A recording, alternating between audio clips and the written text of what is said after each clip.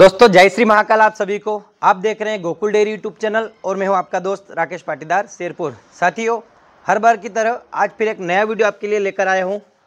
जो भाई dairy farm का काम करना चाहते हैं या डेयरी फार्म वीडियो को पहली बार देख रहे हैं, वीडियो को अंत तक जरूर देखिए। और डेयरी फार्म से संबंधित या इस वीडियो के संबंधित आपके कोई सवाल हो, राय हो, सुझाव हो तो एक बार कमेंट बॉक्स में कमेंट जरूर कीजिए। और साथियों, वीडियो अगर आपको अच्छा लगे, जानकारी अगर अच्छी मिलती हो तो दूसरे अपने मित्रों तक भी इसको शेयर जरूर कीजिए। साथियों, डेयरी फार्म अधिकतर जो डेयरी फार्म चल रहा है सुचारू रूप से, या जो डेयरी फार्म बंद हो चुके हैं, जो नुकसान हुआ है, सबसे ज़्यादा साथियों दो ही बातों पर निर्भर करता है। सबसे ज़्यादा जो डेयरी फार्म की जो मेन जड़ें है उसमें पहला है पशु का समय पर गाभिन नहीं होना, और दूसरी उसमें चीज़ आती है पशु का बार बार मस्टाइटिस, पशुओं में थनैला होना, थन चले जाना। ये जो दो मुख्य समस्या है सबसे ज़्यादा डेयरी फार्म में देखने को मिली है, और पशु मालक डेयरी फार्म को सबसे ज़्यादा नुकसान इन्हीं दो की वजह से हुआ है। तो आज जो साथियों हमारा जो टॉपिक है, हमारा जो विषय है वो आज है डेयरी फार्म के ऊपर पशुओं के जो बार बार रिपीट होने की समस्या, उसके बारे में। सबसे ज़्यादा साथियों पशुपालकों को, किसानों को जो सबसे ज़्यादा नुकसान उठाना पड़ता है वो इसमें कि या तो उनका पशु गाभिन टाइम से हिट पर नहीं आता है, गाभिन नहीं हो पाता है, या अगर होता है तो बार बार रिपीट होता है। इस तरह की समस्या पशुपालन में ज़्यादा देखने को मिली है। तो आइए आगे दोस्तों इसका कारण जान लेते हैं कि पशु हमारा समय पर गाभिन क्यों नहीं हो रहा है। इसका मेन कारण है सबसे ज़्यादा तो है हार्मोनल गड़बड़ी, हार्मोन की गड़बड़ी की वजह से। और होता यह है कि हम लोग पशुओं को सही मात्रा में उचित समय पर मिनरल मिक्सचर नहीं दे पाते हैं। मिनरल मिक्सचर की कमी के कारण पशुओं के हार्मोन्स में घटाबड़ी हो जाती है, इसीलिए पशु समय पर गाभिन नहीं हो पाता है। दूसरा अगर कारण जाने साथियों तो बच्चेदानी के अंदर इन्फेक्शन होना। बच्चेदानी के इन्फेक्शन होना, इसमें बहुत सारी चीज़ें सामने आती है। पहली बात तो जब गलत तरीके से अगर एआई कर दी जाती है, कृत्रिम गर्भाधान कर दिया जाता है और अच्छे पशु चिकित्सक का इसमें ध्यान नहीं रहता है, तो उससे भी एआई कृत्रिम गर्भाधान की वजह से भी पशुओं में इन्फेक्शन होता है।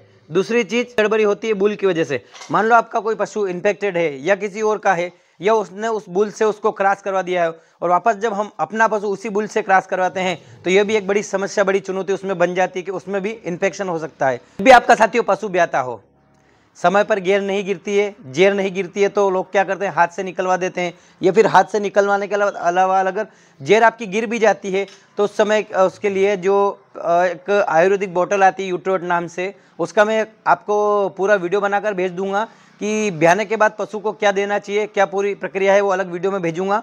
तो यूट्रोवेट लिक्विड अगर आप उसको पिला देते हैं, बच्चेदानी की यूट्रस की अगर सफाई आराम से हो जाती है तो आपका पशु गाभिन होने में कोई दिक्कत नहीं आएगी। बात करते हैं दोस्तों कि जो पशु हिट पे तो आ रहा है, ये तो नहीं हिट पे आ रहा है उनके लिए बात हो। जो पशु बार बार हिट पे आ रहा है, रिपीट हो रहा है, उसके बारे में कैसे पता चलेगा? हर कोई बता देता है आपके पशुओं में इन्फेक्शन है। आपको कैसे पता चलेगा कि पशुओं में वास्तविक इन्फेक्शन है या नहीं है? देखिए, मैं आपको 2-3 सिम्टम्स लक्षण बता देता हूँ, उससे आपको पहचान पाओगे। जैसे ही आपका पशु, सबसे पहले तो उसका मासिक चक्र देखिए, हर 21 दिन के बाद में 21 या 22 दिन में बार बार रिपीट हो रहा है नहीं हो रहा है।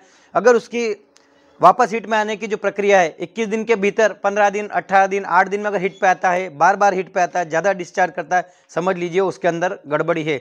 दूसरी चीज़, जब भी आपका पशु डिस्चार्ज करता हो, वो एक वाइट पदार्थ छोड़ता हो, वो अगर एक लार के जैसा पतला चिपचिपा वाइट पदार्थ छोड़ता, बहुत ज़्यादा मात्रा में डिस्चार्ज अगर होता है तो समझ लीजिए कि बच्चादानी के अंदर इन्फेक्शन है, इसलिए वो बार बार ज़्यादा डिस्चार्ज बाहर कर रहा है, तो उसके अंदर बच्चादानी में इन्फेक्शन है। तीसरा आपको ध्यान रखना है कि जब भी आपका पशु 21 दिनों के भीतर में हिट में आता है तो लगभग 1 से 3 दिन पशु लगभग हिट में रहता है।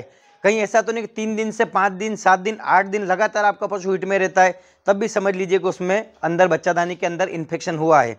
अब आगे आपको क्या करना है, अगर आपके पशु के अंदर इन्फेक्शन है तो सबसे पहले आपको अच्छे पशु चिकित्सक, अच्छे डॉक्टर की सलाह लेनी है, अच्छे डॉक्टर को दिखाना है। बच्चादानी के अंदर, गर्भ में आपको उसके अंदर दवाई छुड़वाना है। दवाई छुड़वाने के पश्चात आपको क्या करना है, मेरे हाथ में एक CRS कंपनी का मिनरल मिक्सचर है।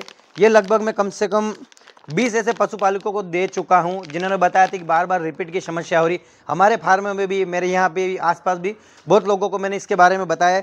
CRS मिनरल मिक्सचर उन्होंने जब खिलाया, एक आधा किलो लगभग खिलाया होगा, उसके बाद उनका पशु खुलकर हिट में आया है, उसके बाद प्रेग्नेंट भी हुआ है। दूसरी चीज़ ये आप लोगों को ध्यान रखना है, जब भी आपके पशुओं को CRS मिनरल मिक्सचर आपने दे दिया है, हिट पे आता है, हिट पे आने के बाद साथियों कम से कम 10 से 12 घंटा के बाद ही 10 से 12 घंटे के बाद ही आपको अपने पशु को या तो डॉक्टर से AI कृत्रिम गर्भाधान करवा दीजिए, या फिर आपके पास बुल की सुविधा हो तो बुल से प्रेग्नेंट करवा दीजिए। और बुल से प्रेग्नेंट करने के आधे घंटे के भीतर आपको एक गाइनारिच इंजेक्शन उसको लगाना रहता है। 100% आपका पशु गाभिन हो जाएगा। करने के बाद जैसे आपने AI करवाई, बुल से क्रॉस करवाया, गाइनारिच साथियों आपने इंजेक्शन लगवा दिया, उसके बाद आपको कम से कम 2 से 3 घंटे तक पशु को बैठने नहीं देना है। वीडियो आपको कैसा लगा हो कमेंट बॉक्स में कमेंट करके ज़रूर बताइए, और वीडियो अगर अच्छा लगा हो तो अपने दोस्तों तक भी इसको शेयर कीजिए। आज के वीडियो में इतना ही।